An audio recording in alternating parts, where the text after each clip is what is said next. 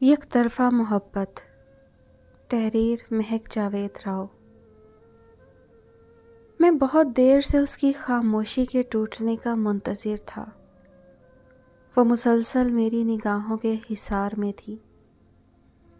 میں نے کئی بار اس کے لبوں کو کچھ کہنے کی کوشش میں تھر تھراتے دیکھا، مگر ہر بار شاید الفاظ اس کا ساتھ نہیں دیتے تھے، یا پھر وہ مناسب الفاظ تلاش کر رہی تھی۔ آخر کار اس کی آواز نے سکوت توڑا۔ وہ مجھ سے پوچھ رہی تھی، تم نے اپنا کاسہ دل میرے آگے کیوں پھیلایا؟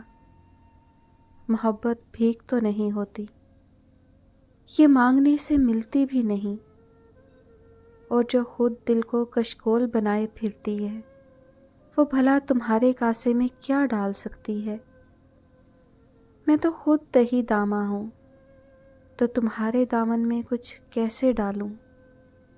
یہ تو ایسے ہی ہو گیا جیسے ایک بھکاری دوسرے بھکاری کے آگے ہاتھ پھیلا دے، اور پھر دونوں ہی ایک دوسرے کے خالی کشکول پر نظر ڈال کر رو دیں، ایک دوسرے کی کم مائگی اور بے بسی پر۔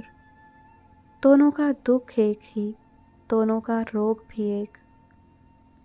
وہ بولی تو بولتی چلی گئی۔ اس کی آواز نے کچھ دیر پہلے طاری سکوت کو چیر دیا۔ آنسو اس کے گالوں سے کسی آبشار کی طرح بہہ رہے تھے، مگر اس کی آواز میں لرزش نہیں تھی۔ شاید بہت دیر خاموش رہنے کی وجہ یہی تھی کہ وہ بولنے کے لیے ہمت جمع کر رہی تھی، مگر میں نے نظروں کا رخ بدل لیا۔ میں اتنا مضبوط بھی نہیں تھا کہ اس کے آنسو دیکھ سکتا۔ میں اتنا کمزور کبھی نہیں تھا، لیکن اس سے محبت نے مجھے ایسا بنا دیا تھا۔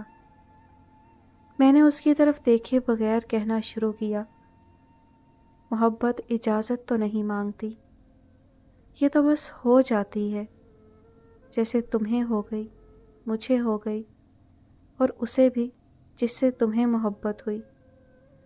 یہ محبت بھی کتنی بے وقوف ہے نا، بنا سوچے بنا جانے کسی سے بھی ہو جاتی ہے۔ کم سے کم اتنا تو دیکھ لیا کرے کہ دوسرے کے لوہے دل پر کس کا نام کندہ ہے، جیسے تم جانتی ہو کہ وہ تمہارا نہیں، پھر بھی اس کی منتظر ہو۔ ایسا ہی حال میرا ہے، میں بھی تمہارا منتظر ہوں۔ میں اپنے دل کو نہیں سمجھا سکتا۔ جب مایوس ہو جاؤ تو میری طرف پلٹ آنا، مجھے منتظر پاؤ گی۔